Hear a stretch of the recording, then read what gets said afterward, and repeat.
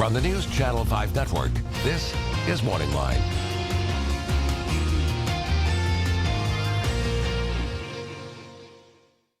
Good morning, everyone. Thanks for joining us on MorningLine. Nick Beres here on a Thursday. This morning, we're going to open up the phone lines for you, but not for open phones. We're going to be talking about a subject that I think if we were doing open phones, you would have a lot of comment about, all right? And it's going to tie in this morning, not only with the big news stories happening right now, but with media coverage of it. As you see, controversial stories and the news media. And of course, right now, there are a lot of them. The situation that we see right now happening just over the past 24 hours in New York, the chokehold, the lack of a grand jury indictment, the whole situation with Eric Garner, and the reaction and the playing over and over again of that video, which had a big effect on me. And we'll talk a little bit about that. Of course, Ferguson situation, of course, the situation with the president's two daughters, and more. You can bring up some of that, but keep in mind, it's not just commenting on these stories this morning, but also your take on the way the media has covered these stories. And to talk more about that, a keen observer of the media, a man who teaches it at a great university here in Middle Tennessee, MTSU, Professor Larry Burris. Good morning, Good sir. to be here. Good to have you here. This is what you do. You are an observer of the news, and I do this. I know in your classes you discuss it, and there are right and wrong ways. So what is your take as you sit back? You would agree, these are all big stories. All big stories that have to be covered. Sure. And where do you look at the distinction between, is the media going too far on some of this? Are they not going enough? Are there opinions in it that shouldn't be? What do you think? I don't know. The media with these sorts of stories can never really go too far. These are important stories, obviously. And so the coverage of them, you're going to get 24-hour news cycle coverage on it. It has to be that way. What's unfortunate, I think, is that the stories eventually fade away. The underlying problems don't fade away, but the story just sort of disappears, and it gets out of the public consciousness until the same issues kind of come up again. You're so right. We were talking before the show about Trayvon Martin, and so much of what we were thinking, okay, is this going to lead to change? And frankly, a lot of that, and you'd have to agree, is kind of faded a bit. Sure. And then all of a sudden, what happens in Missouri occurs, okay? And then boom, that's up. But now that's already been pushed to the back with what happened in New York. Exactly. So it's hard to keep up with the news. It's hard to put it all into some kind of context. It's hard to say this happened, this happened, this happened, when we've forgotten already about the previous two, and it looks almost like a series of isolated incidents. And we have to ask, is there a pattern here? Is there a fault here? Is that the media's fault? Is it our responsibility to keep these stories out there? Because I'll say one story that's got legs that also is another big one we can talk about is the Ray Rice case and the NFL. And again, there was video in the Ray Rice case as there was in the Garner case in New York. And the Ray Rice case, because there continue to be new developments, stays in the forefront. But is it the media's fault for just moving on to the next big story? Should we do more to follow up? Part of it is what I call the Sesame Street effect. Okay. Where we get this bit of news, or on Sesame Street, you learned a letter. You get a bit of news, and the public at some level gets tired of it. What's next? What else is going on? And when there's no new news, the public gets real tired of that real fast. Where it's over and over and over again. Exactly. You're right. Exactly. And so we cover it and we'll stay with it when there's a new development, but that's the whole nature. We're called news organizations. It's got to be new. Now, I will say, and we're going to get to the phone calls and let you jump in. I want your take on it. The distinction between and differences between, say, what happened in Ferguson and what happened in New York and what happened with Ray Rice. The main big distinction is in Rice and New York with the Garner choke case, there's video. Talk a little bit about the aspect of video, and frankly, that gives us in the media more to work with, and the video, and again, the stuff I see, and that video I've seen out of New York is just so powerful for me. Well, we have to ask, as news people, we have to ask, is there anything else? We have that video out there, we certainly do. Is there anything else that the grand jury saw that we didn't see? There has to be. Because if you're looking at this video, and if you're me, they went too far. I don't think they meant to kill the man. No. Don't get me wrong, by no means. But I see this differently than Ferguson because of the video.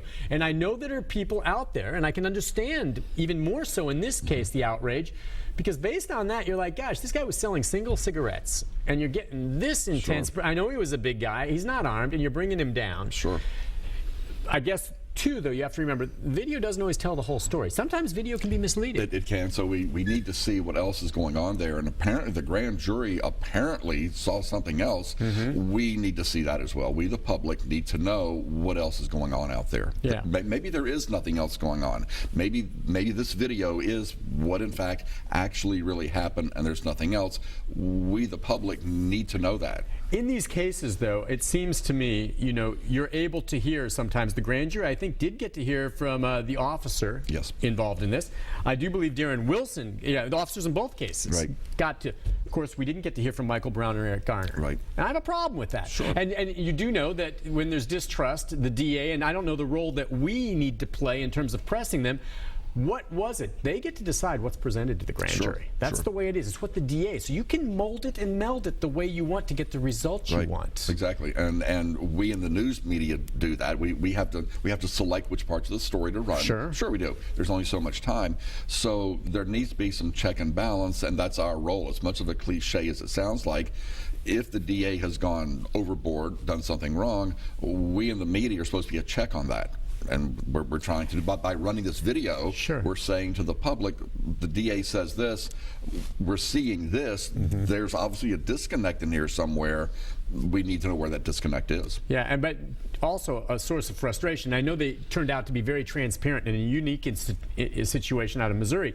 Grand jury discussions are confidential. In fact, it's illegal to reveal it. Now, they did come clean with much of what they presented there. I don't believe the same case in New York City, but for us in the media, it is frustrating. Sometimes I've gotten leaks on grand jury things happening, and I'm called on the carpet for it, but too bad. If I get it, I'm going to report it. Exactly. But it is confidential, and so we can't know always. We're not supposed to know. And the grand jury members themselves, when they leave, very rarely, if ever, talk. I don't even know if they legally can. Right. I would have to ask, the district attorney presents the evidence. Surely somebody on that grand jury is saying, wait a minute, what else is going on here? Right. That's what I can't imagine. Sure. And the grand jury out of New York, and again, I don't want to get too much just into debating what the decision was, but hang on. She's running this, and this is an important piece here. Okay, this is the stepfather, I believe, of Michael Brown. Michael Brown. Okay, and right now, the media was there covering him, and he's now being investigated for potentially inciting a riot. And based on some of the news coverage where you saw him there's audio of him allegedly encouraging some of the violence. Now, we don't know if that's exactly the case. Now, that's where some of what we've shot becomes part of a possible criminal investigation. Right, and we're supposed to be independent, but once you put that video out there, it's public information, and the police can certainly record it and try to use it. Yeah, the material that was on air. All right, listen, we're going to continue discussing this. I've got more questions for him, but before we go to the first break, let's take a few of your phone calls. Your take, not just on these big stories, but also your take on the media coverage and whether or not you think it's been fair or thorough enough, or perhaps too thorough. I don't know what you think. Let's go to Errol. Hi, Errol. Hello, Nick. How you and your bees getting along, son? They're doing good. They're settling down for the cold winter, my friend. Well, good. Take care of them, Nick. Sure, I sure will.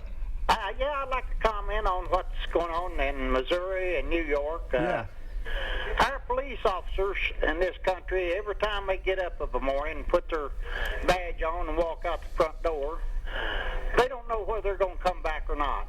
And the district attorney down there and in New York, apparently they thought there was not enough there to prosecute these two police officers. So in my opinion, they just passed the buck to take the heat off themselves. And the grand juries have spoken this country. Our judicial system is not perfect, but it's the best in any country in this world. And whenever people break the law, these police officers have a job to do.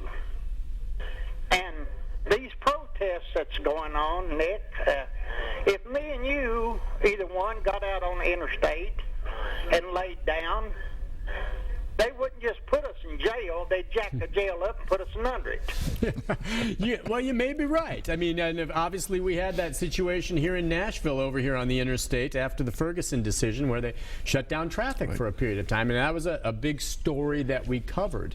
What he's talking about here is, whether or not I think we've laid it out there for people to decide, and we try to do as best we can to get them to understand what the grand jury's decisions are.